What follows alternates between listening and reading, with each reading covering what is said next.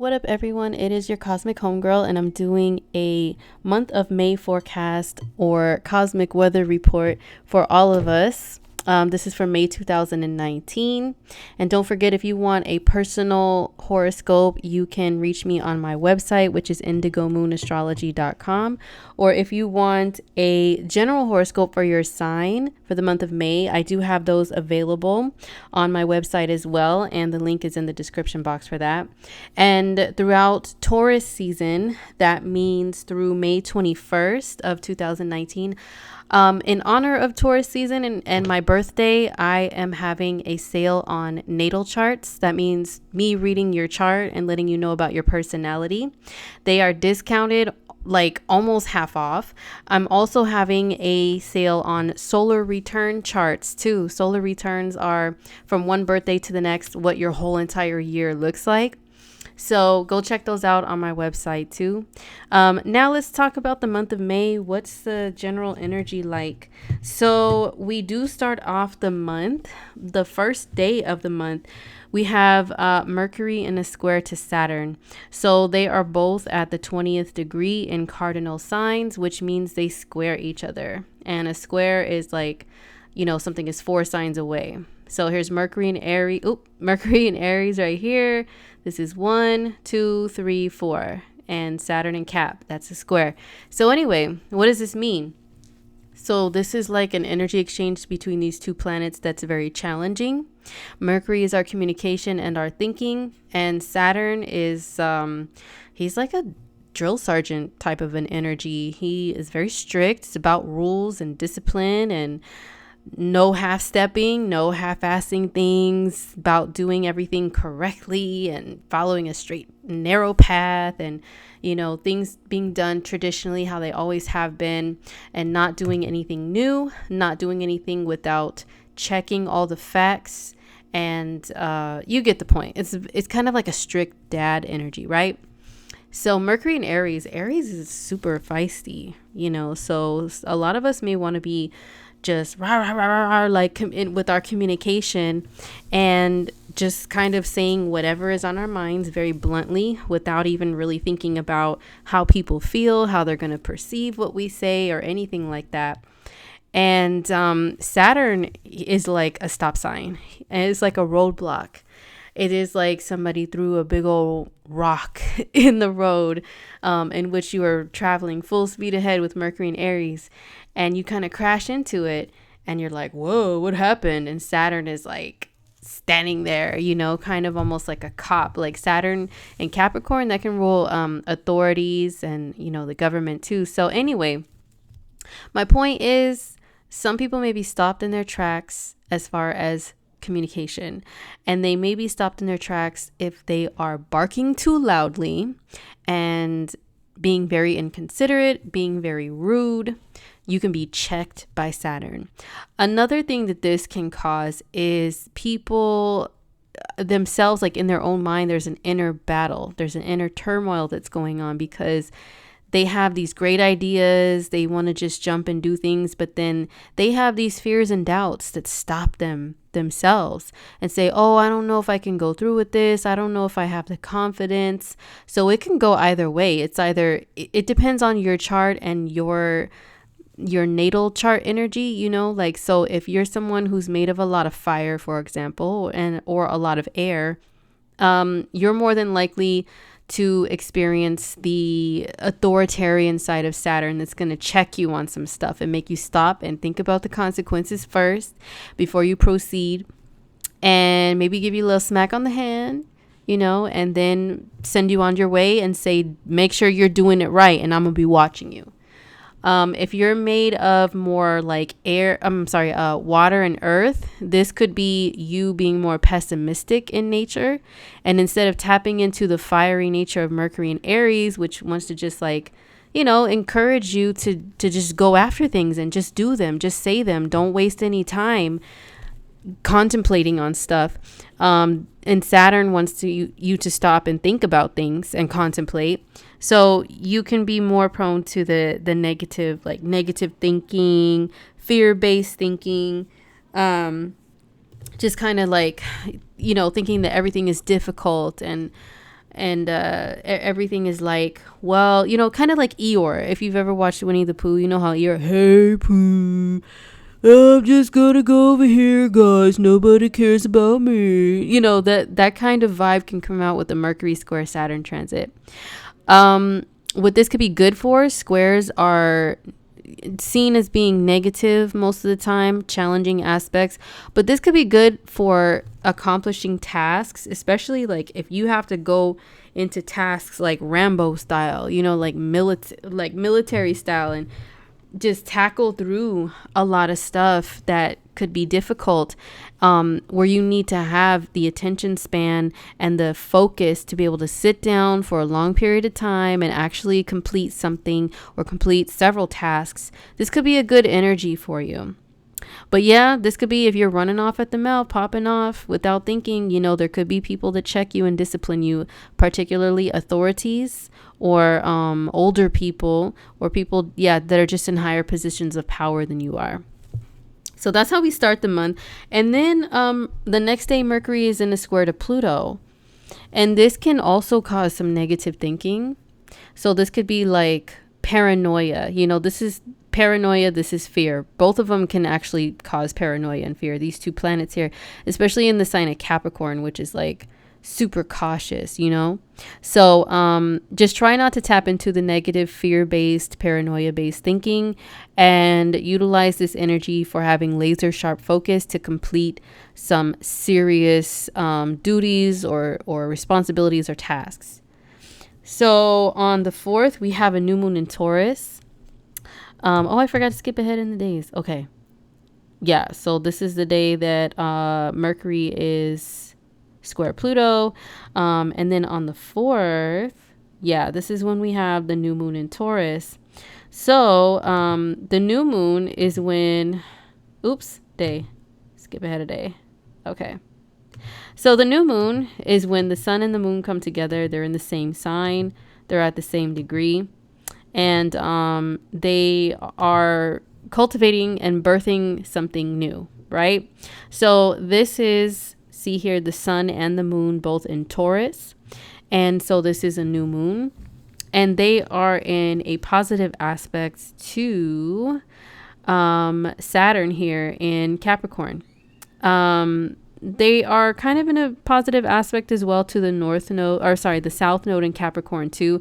Both Saturn and this stupid website doesn't show the dang south node, but they both rule like karma in some sort of way, like karmic experiences and lessons and stuff. So this new moon is not negatively aspected this time around. Hallelujah. This is beautiful. It only has good aspects to stuff that's in fellow earth signs, to work together, to build and to grow things and to come up with long-term plans for things, make things stick.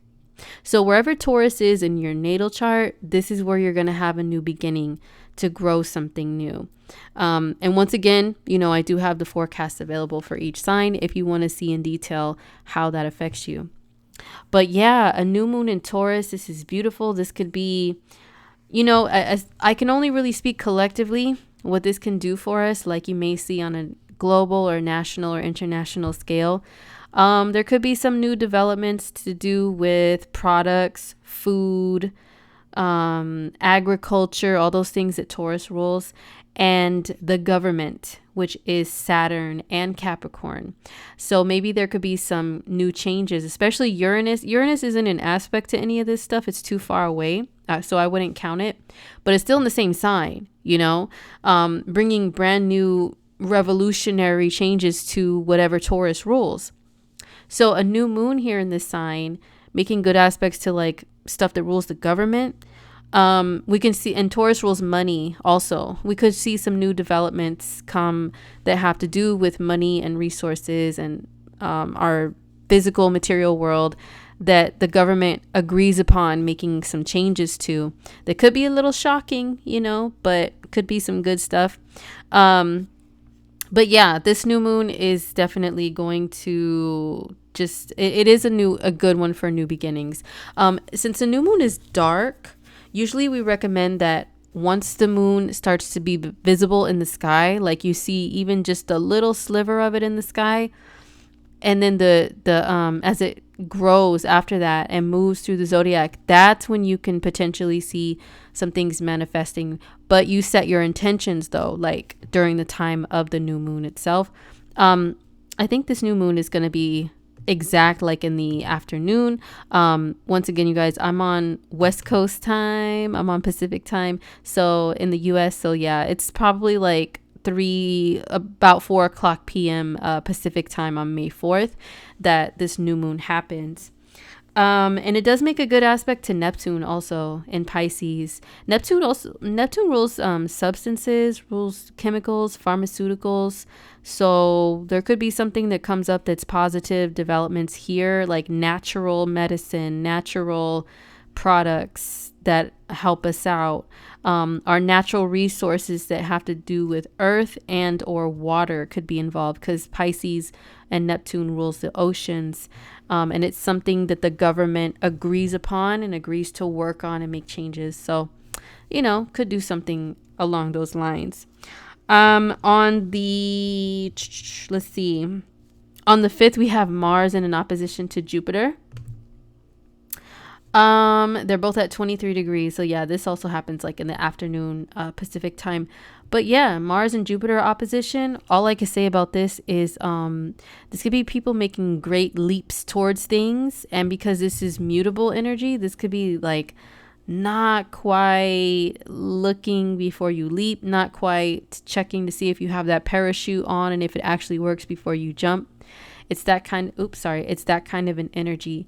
So just be cautious with that. But this could have people being a little more daring and bold with going after their dreams, or, even like actions taken, like physically doing stuff that they're just like, woo, jump and fly. And then, not really look to see if the ground beneath them is safe for them to actually make some sort of a leap and jump. So yeah. And whenever there's mutable oppositions or squares or strong conjunctions in the sky, you guys, and this is still making a square to Neptune, I would say it brings out thieves and scam artists and shisty individuals. So just make sure that you are protecting yourself and your belongings when we have this type of a transit.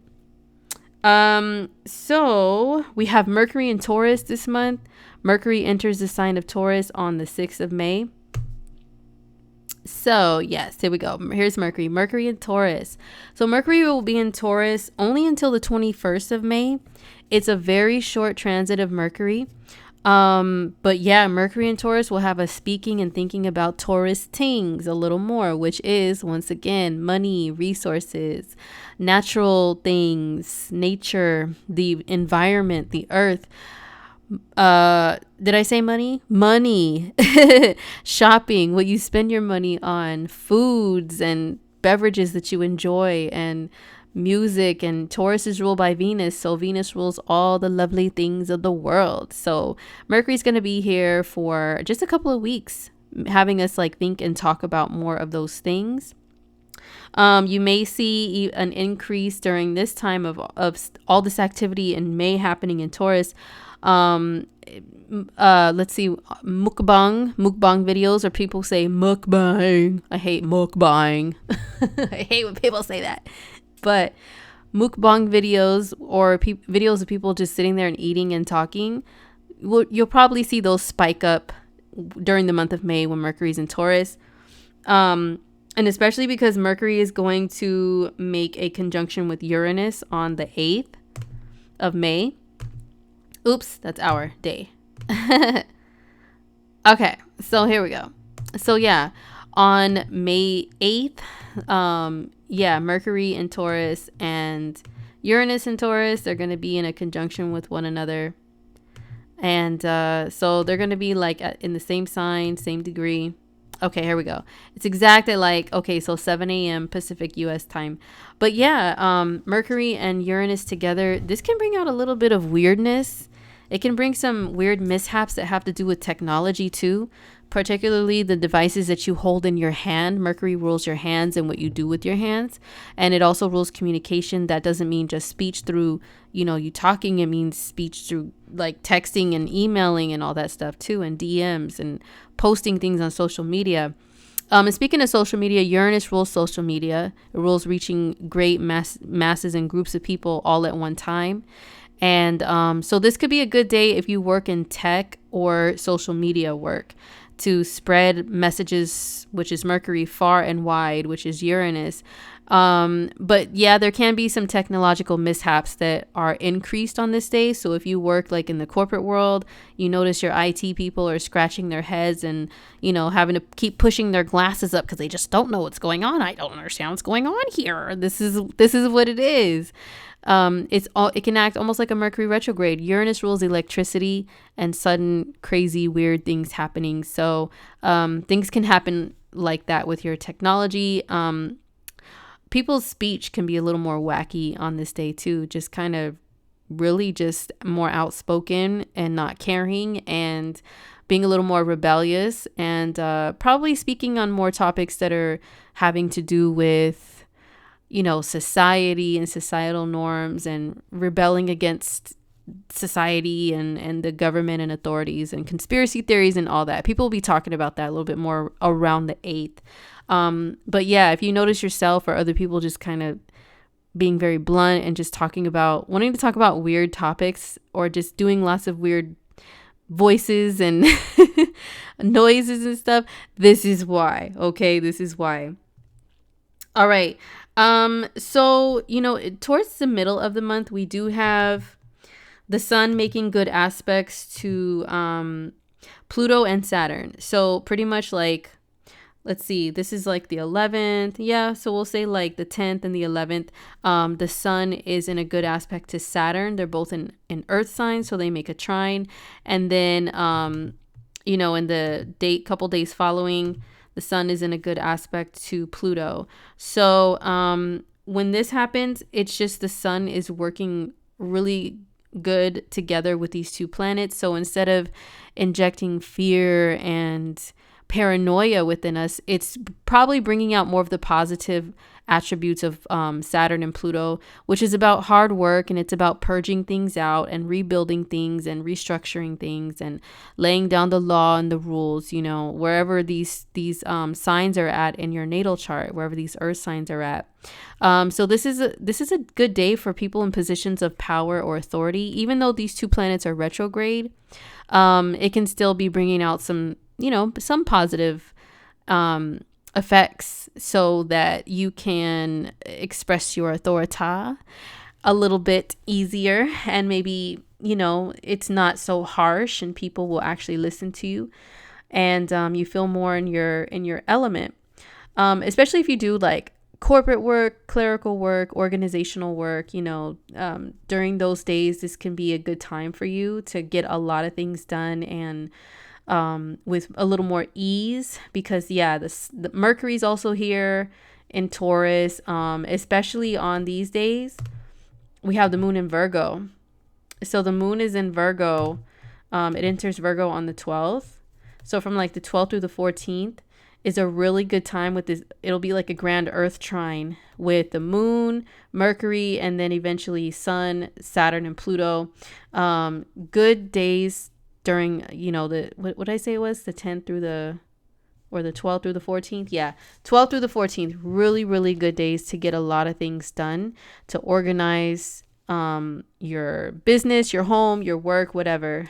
So if you work like in an earthy field, like most office work, most office work is like earthy in nature. Or if you work in like finance, for example, actually it doesn't matter what kind of work you do, the organizational skills will be on point during those 3 days. And then on the 15th, we have actually a couple of planets moving into new signs. So we have on the 15th, Mars moves into Gemini. I'm sorry, Mars moves into Cancer. Mars moves into Cancer on this day, right? Is it on the 14th? Oh, the 15th. Hello. Okay. So on the 15th, we have Mars moving into Cancer, and we have Venus moving into Taurus. Okay. So Venus in Taurus, Mars in Cancer. You know, the whole month of May, Venus and Mars are going to be making good aspects to one another, which is a sextile. It's a very light-hearted aspect, but it's still like a positive aspect. It means that these planets are in complementing signs. Earth and water complement each other, air and fire complement each other. So there's a little more ease when it comes to relationship stuff. After we've had 2 full moons in Libra back to back in March and in April, we also had Venus and Mars squaring each other in March and in April. There could have been tension within relationships and getting along between masculine and feminine beings, okay? And or the masculine and feminine energies within ourselves. We could have been at war and, inner conflict with those energies. But now in the month of May, I'm telling you, there's a lot more energy that's like easygoing this month. So Venus enters Taurus.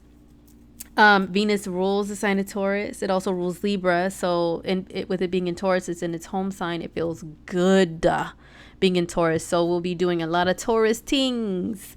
That means we will be indulgent. So overindulgence is a possibility that we'd have to be aware of, mindful of, careful with. But Venus in Taurus, yes, beautiful energy. It is I always talk about like the beauty and fashion and trends and stuff with the planets, especially Venus. So with Venus and Taurus, we will see more earthy styles come out, like the earthy colors, the browns, the ones that we find in nature, browns, rusty colors, anything that's like a color of dirt, pretty much, because it's an earth sign, right? Greens, turquoise, peach colors, like beautiful colors like that. We'll see more of them come through. Maybe even a copper eye nude lip. That'll be a little bit more popular during this time, more natural look. But Venus will be in a conjunction with Uranus for a little while she's in Taurus, and Uranus is a planet of eccentric and different and electric and neon and wacky, kooky styles that are bold and that say, I don't care what anybody thinks. This is me. This is who I am. I could be wearing like a piece of dental floss and a leaf, okay? And I don't care what anybody thinks about it. Uranus and Taurus with Venus and Taurus can bring that out. So at first she's going to be a little wild. And then once she proceeds and progresses into Taurus, she may calm down a little bit and be her normal Taurus Venusian self. But yes, more focus on money, the material world, shopping, eating, food. This can be a continuation of mukbangs being popular in the month of May because Venus rules food, Taurus rules food, Uranus in Taurus, broadcasting is Uranus. You get the point. And also a spike in popularity with podcasts, everybody popping up with their podcasts. More people will be doing that in the month of May with planets in Taurus hitting Uranus in Taurus, and Taurus rules the voice, yada, yada, yada. So Mars in Cancer, Mars is, I think, is considered to be at its detriment in Cancer, or this is one of the signs that it just does not do that well in, because we have Mars, which is fire, it's anger, it's aggression, and it's in Cancer, which is a shelled animal, a shelled sensitive creature that goes and hides in its shell, and it'll like let things boil up and fester until they finally just go, they just like lash out at you with their pinchers and trying to attack you. And it's not like directly handling things. If you get angry, it's sideways. Crabs walk sideways, right? Cancer's the crab. So that's what people may be doing, like sending little subliminal hater messages to people, like subliminally mentioning them instead of directly addressing a situation like, hey, I didn't like what you did. I didn't like what you said. All right. It's like not saying anything and going in your shell and having these little feelings and thoughts that are paranoid, and then, letting that ugly energy seep out into like your dealings with that person. Oh, I'm not mad, but saying some little like I said, it's very subliminal with things. It's not direct. Mars is meant to be direct. So it does not do its best in the sign of Cancer. But what this energy can be good for is protection, protecting your loved ones. Mars is fighting in war, you know, and then Cancer rules family and people that you consider family and that you really care a lot about. So this energy is good for protecting your whoever it is that you love, and like really having a lot of heart, and also putting your heart into your actions. This could be good energy actually if you are an artist. Mars or any planet in water is beautiful if you're an artist. Eventually Mars will make a good aspect to Neptune, and that's going to be really good for artistry and expression, anything that you do to express your emotions in a really positive way. So Mars in Cancer could be good for being super lovey-dovey too. Like it's good for affection, affectionate energy right here is Mars in Cancer. So Mars is going to be in Cancer until I think it was July 1st, right? Yeah, until July 1st. And Venus is in Taurus until June 8th. So we have a little while of these planets in their new signs. And then we have, let's see, the middle of the month. Yeah, Mercury is making good aspects to Saturn and Pluto as well. So this is like the 16th through the 18th. We have good energy there with Mercury getting really close to the Sun in Taurus, teaming up with Saturn and Pluto in Capricorn. So this is a really good month of earthy energy that's like good for getting a lot of stuff done, a lot of administrative tasks, authoritative duties being done with more ease, and getting yourself organized.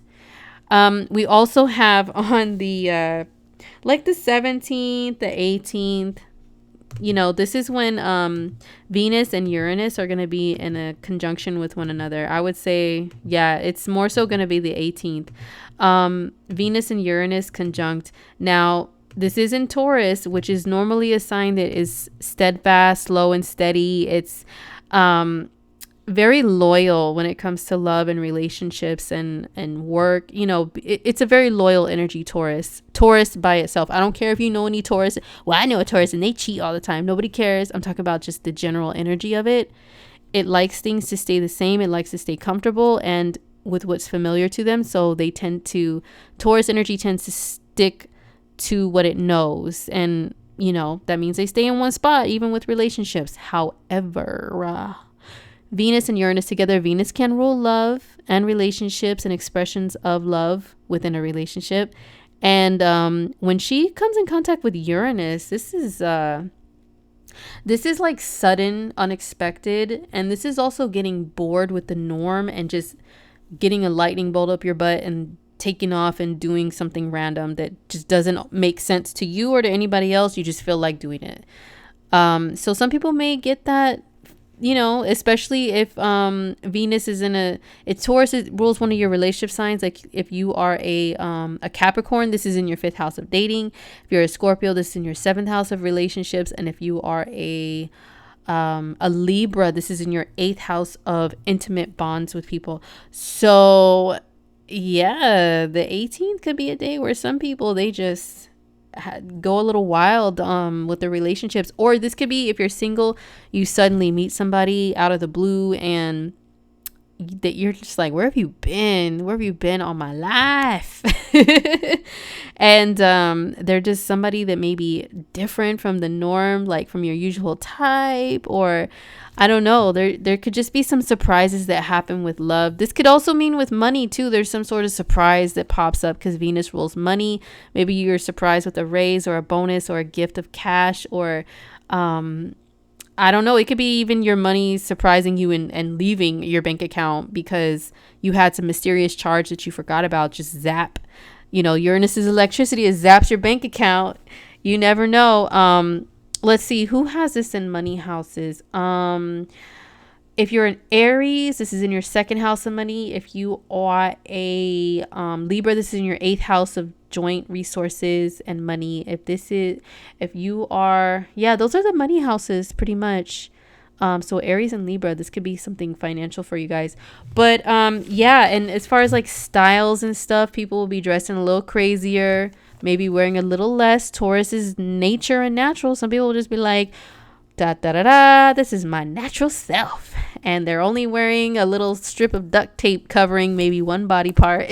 And then it's like the rest is just bare to the world. And they're just like, what? I don't know if you guys, if any of you guys follow me on Instagram, you may have seen that I posted in my Instagram stories. Actually, I saved it as a highlight reel. Uranus and Taurus. Go check it out. Trisha Paytas is a YouTuber, very famous YouTuber, and she does do some things on the side where she does a little nudity. But people were kind of bugging out because on her regular platform, which lots of people of all ages watch, including little ones, I guess. I don't know why parents would be letting their kids watch her, because she is a little dirty.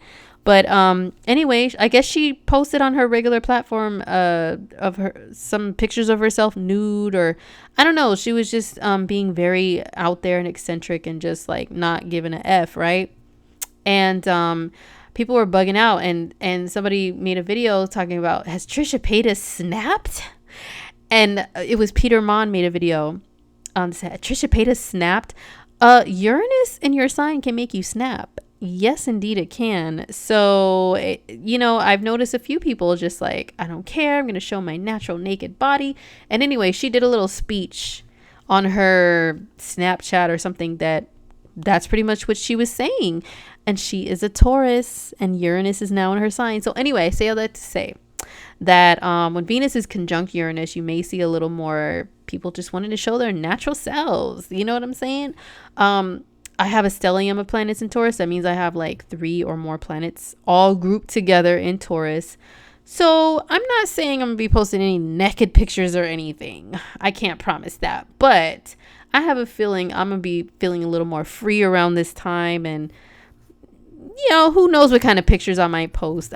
I try to keep things modest. You know what I'm saying? But, hey, I can't promise I won't post something a little wacky around this time is all I'm saying.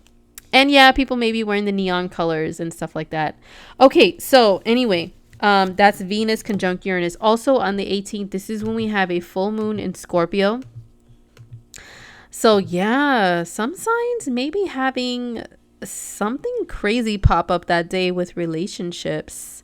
Maybe meeting somebody new, especially if you're a Taurus or a Scorpio. But once again, check your monthly forecast for your sign, which I have available on my website. But yeah, this is the sun and the moon in opposite signs. Sun in Taurus, moon in Scorpio.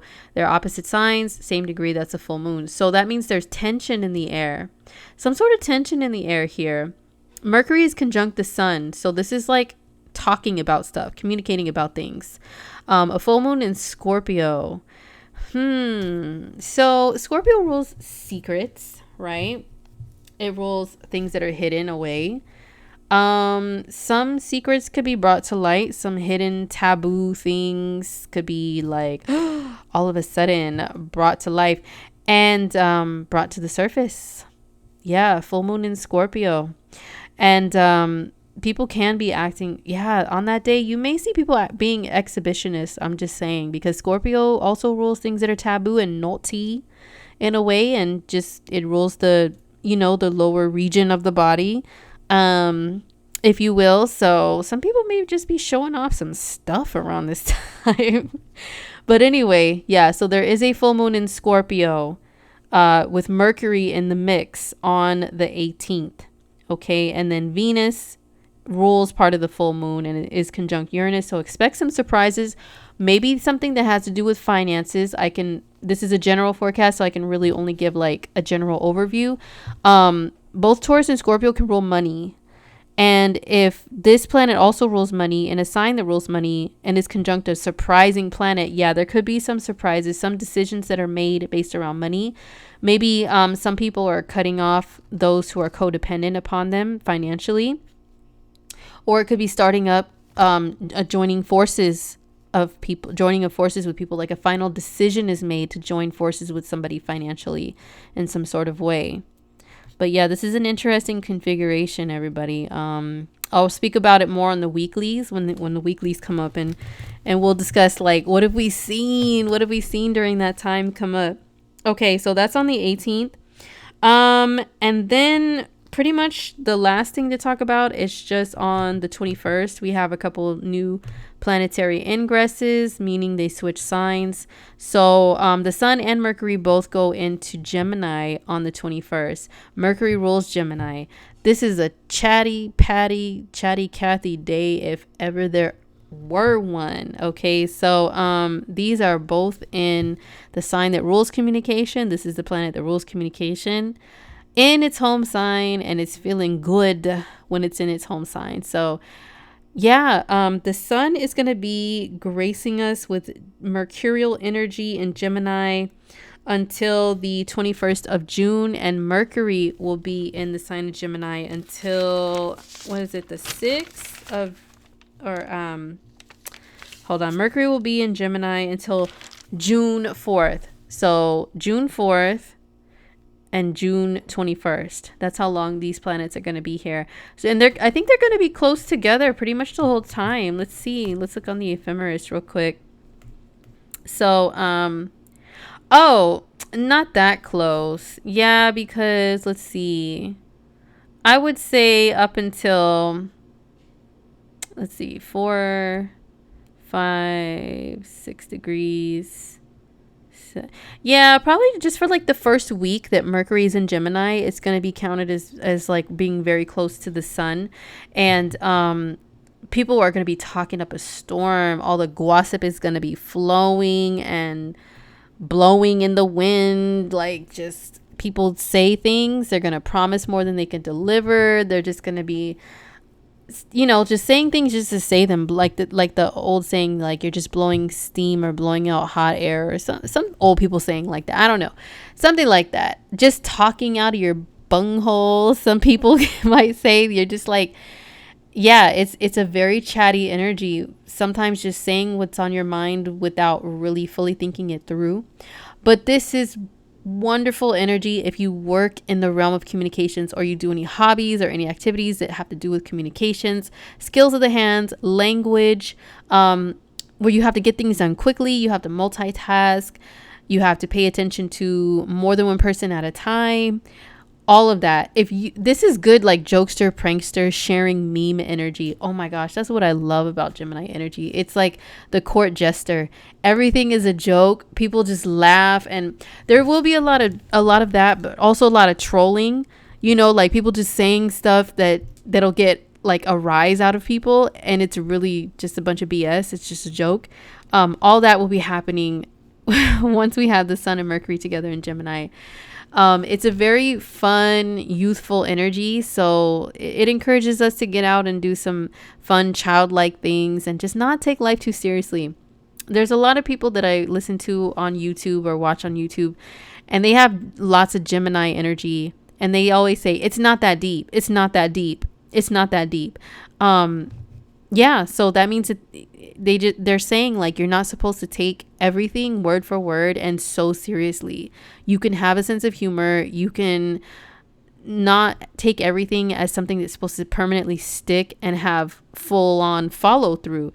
It's the total opposite of when these planets were in Taurus, and they're like, you know, with fellow Earth sign Capricorn, like getting things done and making things stick and, you know, making long-term plans. This is just like, la-di-da, what's going on right now? Okay, this can change in 2.5 seconds, and I'm just going to roll with it. So that's what the Sun and Mercury and Gemini encourage us to do. So it will be finishing out the rest of May with these two planets together. And yeah, that's pretty much the overview for May. It looks like so much earthy energy to get things done. I would say it's a little more like of a serious tone, but at the same time, there's not as many challenges between the planets to make it frustrating. It's a little more smoother, a little more easygoing this month. So really excited about that. It's really a different vibe from like the middle of the first quarter of this month, if that makes sense, of this year, I mean, of 2019. This will be one of the better months of 2019. Trust me. So that's it, everybody. Don't forget about the sale that I have on natal chart readings and solar return readings only through May 21st. Links are in the description box for that. And also, if you want your monthly horoscope for your sign, where I go more in detail about how this stuff affects your sign, then hit my website for that too. And I hope you guys have a good month of May. I hope it treats you well. And I will see you guys in my next video. All right, peace.